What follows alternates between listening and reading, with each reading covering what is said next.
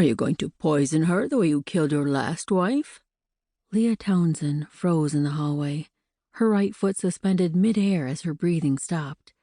She lowered her toes to the floor, then sidled closer to the closed study door, still not daring to breathe. The thick Persian rug muffled her footsteps. As she leaned forward, the strong scent of oil wafted from the mahogany wood door. A throaty chuckle drifted out of the room. "I haven't decided yet. When I get tired of the nagging, I'll find a way to dispense with her, assuming she's received her inheritance and her father's estates are legally mine." Leah's blood ran so cold it froze in her veins. Dispense with her? Her brain repeated the words once, twice, and then took off like the hooves of a racehorse. Her blood began to move again, rushing through her so quickly it roared in her ears. She'd recognize that voice anywhere.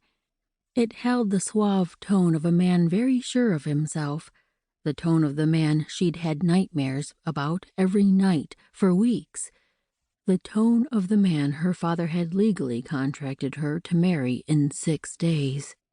Simon Talbert. "You think she'll still go through with it, now that her old man's dead?"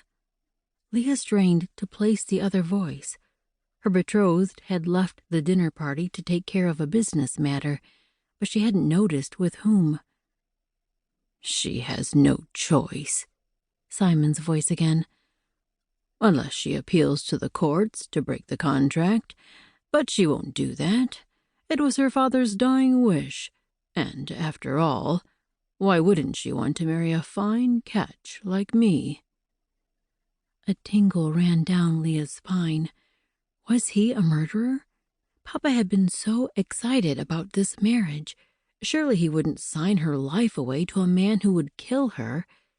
Why had she ever agreed to this arranged marriage? What had she heard about Simon's first wife? Only that the woman had been sickly and died at 23. A wave of fear started in Leah's stomach and welled up her chest until it almost smothered her. What had Papa said about Simon?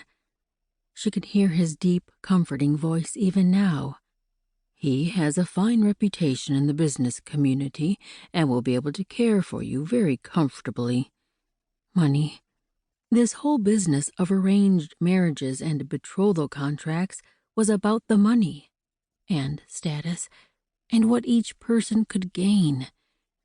Except for the bride. The bride was the only person who lost in this game.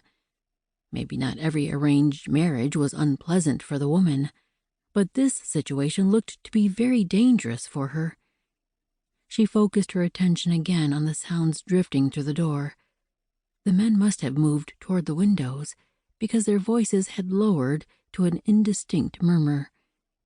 Disappointed, Leah pulled away. She needed to get back to the drawing room anyway. Someone might question her absence, maybe even send a servant to help her. Leah started down the hallway, but the door jerked open before she could take more than a step.